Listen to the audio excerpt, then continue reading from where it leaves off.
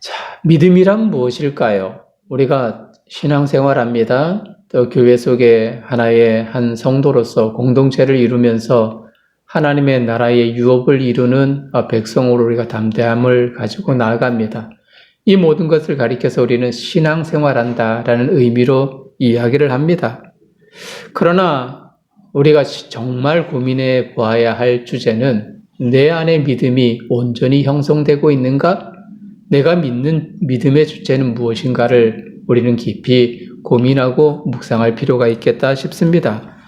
지금도 영화의 화제로 등장하는 한 사건이 있습니다. 실제로 미국의 뉴스에서 아주 떠들썩했던 한 사건입니다. 한 갑부가 있었습니다. 그는 자수성가한 사람입니다. 재산이 참 많았어요.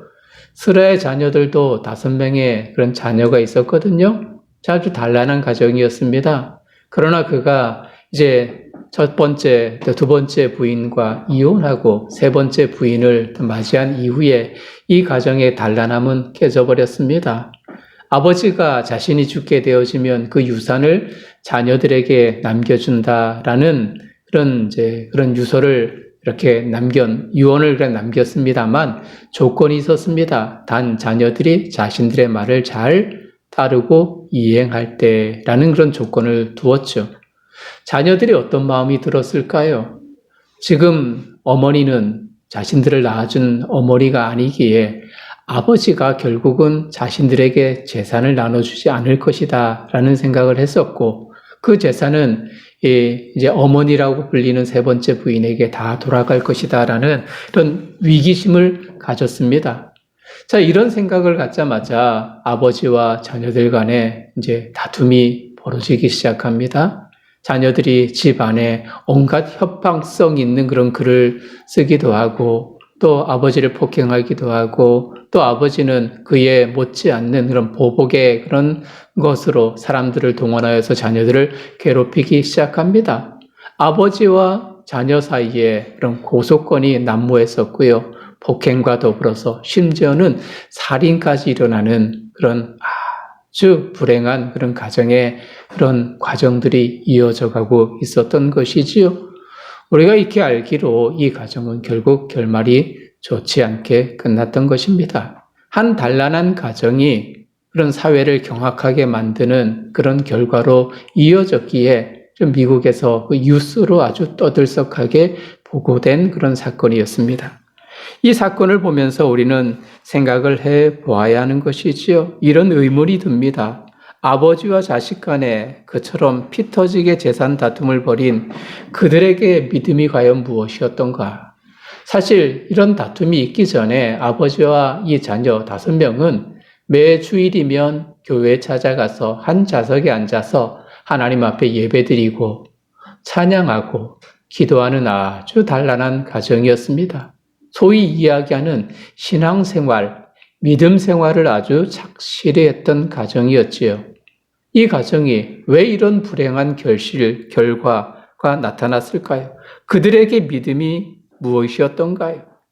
단순히 사교를 위한 것이었을까요? 자기 만족이나 자기 과시를 위한 것이었을까요? 그것도 아니라면 마치 부적처럼 교회에 한 발을 걸치고 세상에 한 발을 걸친 것이었을까요? 그들에게 있어서 그리스도 예수님은 과연 어떤 분이었을까요? 그들에게 과연 예배의 의미는 무엇이었을까요? 이런 질문을 할 수밖에 없습니다. 그런데 사랑하는 성도님들, 이 이야기가 단지 미국의 한 그런 재산이 많은 한 가정의 이야기만 아닐 것이라고 생각을 합니다. 바로 우리의 이야기는 아닐까요? 그들에게 싸울 만한 돈이 있어서 그렇지 우리는 돈이 없기에 싸우지 않는 것은 아닐까? 우리도 물질이 많다면 그럴 가능성이 있지 않을까라는 생각을 해봅니다. 과연 나는 믿음 생활을 온전히 감당하는 하나님의 백성일까? 오늘 우리는 우리에게 그리스도 예수님이 누구인가? 어떤 분이신가? 내 신앙의 상태는 쏘쏘 괜찮은가? 이 질문에 올곧게 답하는 시간이 되기를 주님의 이름으로 축복합니다. 자, 안진뱅이가 걸은 매일 성전 미문에서 구걸했던 사람입니다. 안진뱅이 거린이 우리가 지난주에 살펴보았던 말씀이었지요. 그는 치유받았습니다. 베드로와 요한이 성전을 향해서 기도하러 가던 도중 그 거린을 보자마자 나는 너희에게 줄 물질 그런 재산은 없지만 내가 가진 그리스도 예수님의 이름 나사렛 예수 그리스도의 이름으로 명하노니 일어나 걸으라. 이렇게 선언했고 그 안진뱅이는 일어섰습니다. 의심의 여지가 없습니다. 모든 사람이 증인이었고요. 그 사람이 사람들에게 말하기 시작했습니다. 기적의 순간에 함께 했던 이들 근처에 그리고 지나가다가 소식을 들은 사람들 많은 이들이 그 현장에 모여들기 시작합니다. 게다가 안진뱅이였다가 고침받은 그 거리는 베드로와 요한을 잡고 놔주지 않습니다. 11절 나은 사람이 베드로와 요한을 붙잡으니 모든 백성이 크게 놀라며 달려나와 솔로몬의 행각이라 불리우는 행각에 모이거늘 솔로몬의 행각은 벽이 없습니다. 단지 기둥만 세워져 있고 그 위에 그런 누각, 지붕이 이렇게 걸쳐져 있는 그런 형태입니다. 우리가 흔히 등산하다 보면 팔각정처럼 이렇게 보이는 그런 행각이라고 생각하면 쉽겠습니다. 누구나 사람들이 많이 모이고 모두가 보이는 그 자리이기에 누구나 설교할 수 있고 강연할 수 있는 자리였던 것입니다. 아주 강하게 사도들을 성령님은 붙잡았습니다. 그리고 이 거린의 마음속에 이 사도들을 붙잡아야 된다라는 그 마음이 강하게 일어났던 것이지요. 그래서 붙잡다라는 이 본문의 동사를 보면 헬라어는 매달리다라는 단어로 우리가 쉽게 설명할 수 있습니다. 아이가 아버지의 그런 팔을 강하게 붙들고 놓지 않듯이 이 거린은 베드로와 요한을 딱 붙잡고 이 사람들이 능력자고 이 사람에 의해서 전해지는 그 말씀이 하나님의 거룩한 말씀이 증거되어지고 내 영혼을 살릴 수 있다라는 일념 속에서 그들을 붙잡고 있었던 것입니다.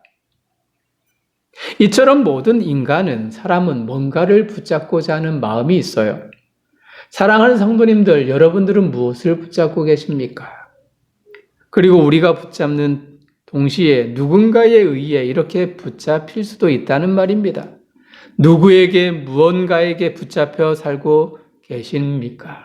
중요한 것은요, 내가 손을 내밀어 붙잡고 있는 게 뭔가 하는 것입니다. 내가 무엇을, 누구를 붙들고 있는가에 따라서 내가 어떤 사람인가 판명 날 수 있는 거예요.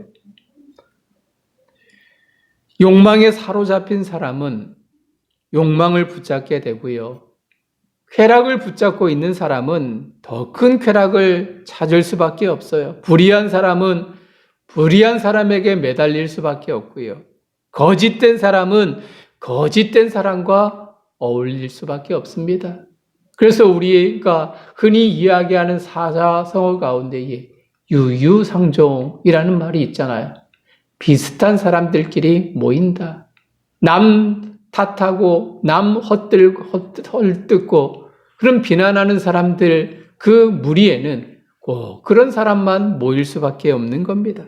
내가 욕망에 사로잡힌 사람이라면 욕망에 사로잡힌 사람이 나를 붙들게 될 수밖에 없고 쾌락에 속해 있기를 원하는 사람은 그 쾌락에 속한 사람이 그를 붙들 수밖에 없는 것입니다.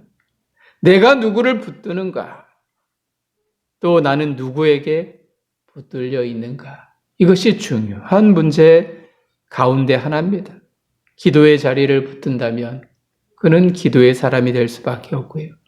주님 말씀에 붙들림 바 된 사람은 주님 말씀에 귀 기울일 수밖에 없는 사람이 되는 것입니다.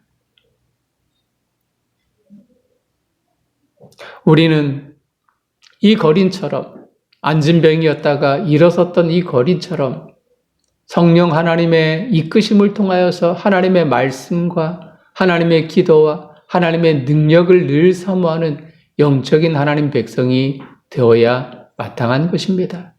이 시간 하나님의 말씀을 통하여서 하나님 나는 누구를 의지하고 누구를 붙들고 있습니까? 라는 이 질문 속에 하나님의 음성을 통하여서 진정한 하나님 안에 거할 수 있는 거룩한 주의 백성들 되시길 주님의 이름으로 부탁드립니다. 자, 수제자인 그의 첫 번째 음성은 많이 모인 그런 무리들을 향해서 그가 내뱉은 그 음성은 기적과 표적으로 자신들을 주목하는 것이 잘못된 것임을 선언하고 있습니다. 이스라엘 사람들아, 이 일을 왜 놀랍게 여기느냐? 우리 개인의 권능과 경건으로 이 사람을 걷게 한 것처럼 왜 우리를 주목하느냐? 베드로의 첫 번째는 왜 놀랍게 여기느냐? 그리고 두 번째는 왜 우리를 주목하느냐? 이것입니다. 이 사람을 고친 것은 우리가 아니다. 우리를 주목할 필요가 없다라는 뉘앙스로 이야기하고 있어요. 이 치유 사건은 주 예수 그리스도의 능력이 역사한 것이지 베드로 자신이 그 자신이 한 것이 아니라는 말이죠. 그는 이것을 너무나도 잘 알고 있었습니다. 그것을 사람들에게 분명히 말하고 있습니다. 사람의 능력으로 안진뱅이가 일어난 것처럼 사람들은 반응하는데 소문이 퍼지고 있는데 절대로 그렇지 않다라는 선언이죠. 인간에게 능력과 힘이 있는 것이 아님을, 그래서 자신들에게 주목할 아무런 이유가 없다는 그 뜻을 밝힌 것입니다. 우리도 이런 경우가 있지 않습니까? 하나님께서 해주신 일인데도 불구하고 그 하나님을 찬양하고 경배하고 하나님 앞에 영광 돌리기보다는 그 일의 그런 주체가 되어져서 일을 행하는 그 사람을 떠받드는 경우들이 얼마나 많이 있습니까? 부흥회나 기도원을 가보면 그 말씀을 전하는 그를 향하여서 사람들은 떠받드는 그런 경우들이 참 많습니다. 식사 자리에서도 우연히 만나면 벌떡 자리에 일어나서 90도로 절하는 그런 경우들도 간혹 보잖아요. 물론 존경하는 마음은 귀하지만 하나님께서 그를 통해 역사하신 것이지 그 사람이 한 것이 절대 아닙니다. 우리가 사람을 우상시하면 결국은 실망하게 되는 것입니다. 베드로는 복음을 전하기 전에 자신의 위치와 인간적인 두드러진 모든 것을 기꺼이 내려놓았어요. 복음의 주체가 누구인지를 철저히 나타내려 하는 의도가 그에게 있었단 말이죠. 보세요. 물론 40년 동안 한 번도 걷지 못한 사람이 일어나 힘을 얻는 것은 놀랄 수밖에 없습니다. 이 일 때문에 많은 사람들이 주변에 몰려들기 시작합니다. 그런데 수제자인 그는 이보다 더 놀라운 일을 전하려고 합니다. 그 놀라운 일이 무엇입니까? 우리가 이 사람을 일으켜 세워준 안진뱅이가 일어난 그 사건이 놀랄 수밖에 없는 사건이기도 한데 그보다 더 놀라운 일들을, 그 일들을 내가 지금 말하려고 한다. 그것이 곧 그리스도 예수의 복음이다. 이 이야기를 베드로는 전하려고 하고 있는 것입니다. 우리가 읽은 본문 13절 말씀을 볼까요? 그리고 14절 말씀, 15절 말씀을 보셔요. 아브라함과 이삭과 야곱의 하나님, 곧 우리 조상의 하나님이 그의 종 예수를 영화롭게 하셨느니라. 너희가 그를 넘겨주고 빌라도가 놓아주기로 결의한 것을 너희가 그 앞에서 거부하였으니 너희가 거룩하고 의로운 일을 거부하고 도리어 살인한 사람을 놓아주기로 구하여 생명의 주를 죽였도다. 그러나 하나님이 죽은 자 가운데서 그를 살리셨으니 우리가 이 일에 증인이로다. 아멘. 여러분, 이 구절에서 주어가 무엇이었던가요? 주어라는 것은 who, 누구, 누가, 그 주체가 바로 주어잖아요. 이 구절에서 여러분 주어를 찾아보셔요. 누가에 해당되는 그 주체가 하나님이잖아요. 하나님이. 안진뱅이를 고치신 분이 누구라고요? 하나님이라는 이야기입니다. 구원의 경륜을 따라서 하나님께서 구원의 예정을 선지자들에게 이야기를 해주셨고 또 메시아 그리스도 예수님을 보내신 분이 누구시라고요? 하나님이라는 이야기입니다. 이 모든 역사 이면에 드러나시는 분이 우리가 아니라 사도가 아니라 하나님이 그 일을 행하셨다라고 베드로는 강하게 이야기하고 있는 겁니다. 이스라엘 역사의 주체고 주인이신 만물의 근원 되신 하나님이라는 고백이 분명히 드러나고 있는 거예요. 그리고 그리스도 예수가 그분을 영원하게 하려고 기꺼이 죽음, 부활의 주인이 되셨다는 선언입니다. 그런데 문제가 있습니다. 구원자 되신 그리스도 예수를 이스라엘 모든 이들이 알지 못했고 도리어 죽음으로 몰아세운 공범이라고 말하는 것이지요. 여러분 현장감이 떨어지죠. 이게 검지인가요? 검지죠. 우리가 사람의 잘못을 지적할 때 이렇게 이야기하잖아요. 너 똑바로 살아. 애들을 훈계할 때도 너 잘못했어. 너 언니한테 잘못했어. 경고야. 이렇게 이야기를 하지 않습니까? 아마 현장감 있게 이야기하자면 뭐 상상입니다만 베드로가 실제로 그렇게 하진 않았을 거예요. 손가락을 다 검지를 내밀어서 너희가 공범이다. 이렇게 이야기하는 겁니다. 그리스도 예수를 죽인 장본인이 바로 너다. 이렇게 이야기하는 겁니다. 아니 더 노골적으로 표현하자면 너가 살인자야. 이렇게 표현하는 것과 똑같습니다. 여러분 전도를 하다 보면 전도에 여러 가지 방법이 있어요. 뭐 사형리도 있고 글 없는 책도 있고 뭐 전도 폭발도 있고 그러잖아요. 네, 여러분 이제 많은 전도의 그 원리들을 이렇게 보면은 가장 먼저 첫 번째 주제로 이야기하는 것이 무엇인지 압니까? 인간은 죄인이다. 이 사실을 가장 먼저 이야기합니다. 사람은 죄인이다. 죽을 수밖에 없는 존재다. 이 사실을 가장 먼저 이야기합니다. 왜요? 사람의 인식 존재 자체를 이야기할 때 가능성 없고 죽을 수밖에 없고 희망이 없는 존재이기에 사람에게는 그 어떤 구원자, 구원을 줄 수 있는 유일한 수단이 필요하다는 것을 인식하게 만들기 충분하기 때문입니다. 복음이 선포될 때 가장 먼저 선포되고 인정되어야 하는 부분이 바로 이것입니다. 죄인임을 깨달아야 주님께 돌아오기 때문입니다. 베드로는 선민이라면서 목이 곧은 이스라엘을 향해서 그들이 죄인임을, 너희들이 공범임을, 너희들이 살인자다라는 사실을 강하게 이야기하고 있어요. 여러분 쉽지 않습니다. 노골적으로 그렇게 지적한다는 것이. 요즘에 여러분 사람들을 향해서 그렇게 노골적으로 이야기를 해보십시오. 고소당합니다. 인격 모독죄로. 쇠고랑 차입니다. 혹은 경찰에 이렇게 조사를 받을 수밖에 없겠죠. 이제 사람들의 죄를 지적한 베드로는 이어서 그리스도 예수님의 부활을 선언합니다. 15절 하반절이죠. 그러나 여기서도 하나님이 죽은 자 가운데서 그를 살리셨으니 우리가 이 일의 증인이라. 16절 그 이름을 믿음으로 그 이름이 너희가 보고 아는 이 사람을 성하게 하였나니 예수로 말미암아 난 믿음이 너희 모든 사람 앞에서 이같이 완전히 낫게 하였느니라. 주어인 하나님이 모든 역사의 주인공이 되셨다.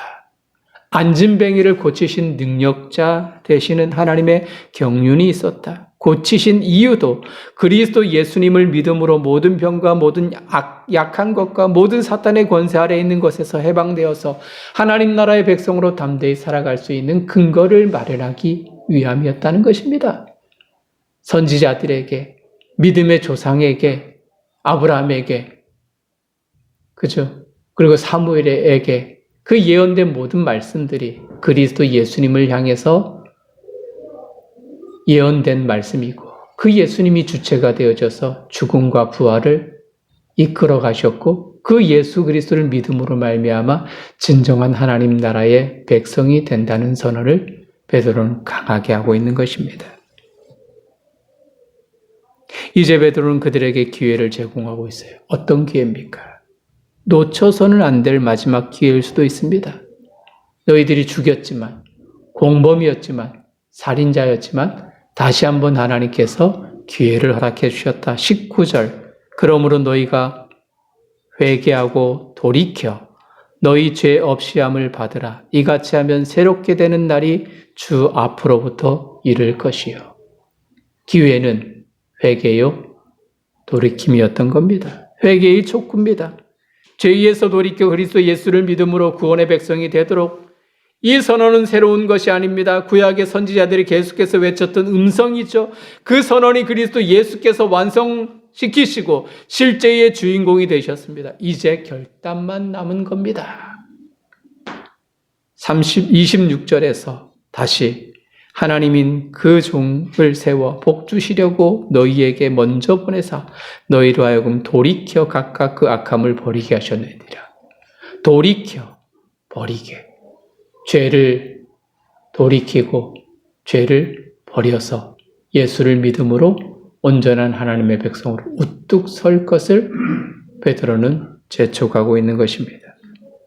이전까지는 무지했습니다만 이제는 바로 깨닫고 그분을 믿고 생명 안으로 들어갈 것을 촉구하고 있는 것입니다. 회개와 온전한 믿음을 통해서 하나님의 진정한 구원의 백성이 될 수 있는 것입니다. 우리가 진정한 참 신앙생활, 참 믿음 생활을 한다는 것은 하나님의 말씀 앞에 우리가 온전히 반응하고 회개하고 돌이켜서 그리스도 예수님을 믿음을 통하여서 하나님의 백성이 되는 것입니다. 말씀을 마무리하죠. 한때 마포 발발이라는 별명을 가지고 있는 참 파렴치한 도둑이 있었습니다. 그가 부녀자들을 성폭행하고 도둑질을 하다가 딱 잡혔어요. 그때 경찰 조사를 받던 중 이 조서를 꾸몄던 경찰이 아연실색한 그런 음성을 들었어요. 그가 고백하기로 이제 자기의 그런 죄로 인해서 이렇게 잡혔습니다만 현장에서 이렇게 잡혔습니다만 그가 또 다른 범죄를 범했다고 고백을 했었거든요. 강도질을 2번, 7번의 도둑질을 했다고 그 스스로 자백을 했습니다. 자, 그러면서 한마디 더 하는 것이 그가 이렇게 이야기를 했어요. 그는 매일 밤 성당에 들려서 하나님 앞에 간절히 기도했다. 이렇게 이야기를 합니다. 근데 그 기도의 내용을 들어보니까 이것이었습니다. 하나님, 오늘도 제가 도둑질을 했습니다. 하나님, 내가 오늘도 성폭행했습니다. 잡히지 않도록 도와주십시오. 이렇게 기도했다고 이야기를 합니다. 여러분 어떻게 생각합니까? 그에게 있어서 성당이란 무엇이었을까요? 우린 개신교니까. 자, 그렇다면 그에게 있어서 교회란 무엇이었을까요? 그에게 있어서 믿음이란 무엇이었을까요? 그는 누구에게 기도했을까요? 하나님이라는 대상을 향해서 기도하고 있는데 그 하나님이 우리가 믿는 하나님이었을까요? 내용은 어떠합니까? 만일 기도 후에 마음의 평안을 얻었다면 그 평안은 누가 준 것일까요? 정말 하나님이 주신 것인가요? 아니면 스스로 얻어낸 위안이었던가요? 우리 그리스도인은 누구입니까? 믿는 크리스찬들은 누구입니까? 우리는 길이요, 진리요, 생명 대신 예수 그리스도를 닮아가는 사람입니다. 여러분 자녀들은 부모를 닮습니다. 우리 세 자녀가 있습니다만 세 자녀가 한두 군데는 꼭 어머니 아버지를 닮았더라고요. 같이 나가다 보면 야 아버지 많이 닮았네 그런 이야기를 가끔 듣습니다. 자녀들이. 그렇잖아요. 우리는 그리스도의 자녀입니다. 그러면 우리는 그리스도 예수님을 닮아가는 백성이 되어야 하는 것입니다. 예수 그리스도를 믿는 사람은 그를 삶의 주인으로 믿고 모신 사람이고 그렇게 살다 보면 예수님을 닮게 마련입니다. 그리스도인이 교회를 다니는 목적이 바로 여기에 있고 기도하는 것도 여기에 있는 것입니다. 우리의 신앙생활이 돈 앞에서 아버지와 자녀가 원수처럼 싸우는 그런 사람들처럼 될 수는 없지 않습니까? 우리의 기도 생활이 매일 성당 교회를 찾아서 단지 자기가 범죄를 저질렀지만 붙잡히지 않기만을 위해서 기도했던 흉악범과 같을 수는 없지 않습니까? 우리의 기도의 목적이 무엇이고 우리의 신앙생활의 목적이 무엇입니까? 나를 드러내기 위해서, 이 세상에서 잘 살기 위해서 그런 신앙의 여정을 걷는다면 하나님을 닮은, 그리스도 예수를 닮은 백성이 아닐 것입니다. 주님은 표적을 구하고 기적을 구하는 이들에게 이렇게 이야기를 했습니다. 요나의 표적밖에는 보여줄 것이 없다. 물고기 속에 3일 밤야로 있다가 건져냄 받은 것처럼, 죽었다가 살아난 것처럼 기적 중에 기적은 안진뱅이가 일어나서 하나님을 칭송하고 찬양하는 그것도 기적이 됩니다만, 그것보다 더 놀라운 표적은 그리스도 예수님께서 죽으시고 부활하신 사건. 그 사건의 주인공이 되어져서 그 예수를 믿고 그 예수 안에서 신앙생활하는 나 자신이 진정한 표적 중의 표적이 아닐까요? 더 큰 표적은 이 작은 교회에서 이 목사의 설교를 듣고 그리스도 예수님을 발견하고 그 예수님을 향해서 진정한 신앙의 그 믿음을 고백하면서 이 세상 속에서 작은 미랄처럼 살아 보이겠노라 투쟁하며 그 하나님 나라를 향해 기꺼이 달려나가는 소망 가운데 있는 여러분들이 진정한 믿음의 기적의 주인공이 아니겠습니까? 하나님 나라는 어떤 기적보다도 위대합니다. 하나님의 통치가 온전히 회복되어 온전한 평화의 기쁨이 하늘과 땅을 가득 채운다면 기적과 일상의 구분은 사라질 것입니다. 그러하게 영적 체험도 중요합니다만 그것은 언제나 하나님 나라를 더욱 풍성히 바라보며 그 나라 백성으로 살아가게 될 만한 의미가 있는 것입니다. 그리스도께, 예수님께 반응하지 않는 기적은 헛될 뿐인 것입니다. 우리는 하나님의 뜻을 복음 안에서 받아들이고 있는지를 확인해야 하는 것입니다. 참으로 마음 아픈 한 주를 보냈습니다. 교회란 무엇인가? 믿음이란 무엇인가? 주 예수 그리스도를 섬기는 그 섬김의 그 마음은 무엇인가를 한 주간 고민을 했습니다. 사랑하는 성도님들, 오늘 안진뱅이였다가 일어난 그 거린이 하나님의 사람을 붙들고 그에게서 나오는 음성을 통하여서 그 영혼의 만족함을 누리기 위해서 그렇게 애썼던 그 열정이 저와 여러분들에게 있기를 간절히 원합니다. 그리고 무엇보다도 베드로가 선언한 그 메시지, 나를 주목하지 말아라.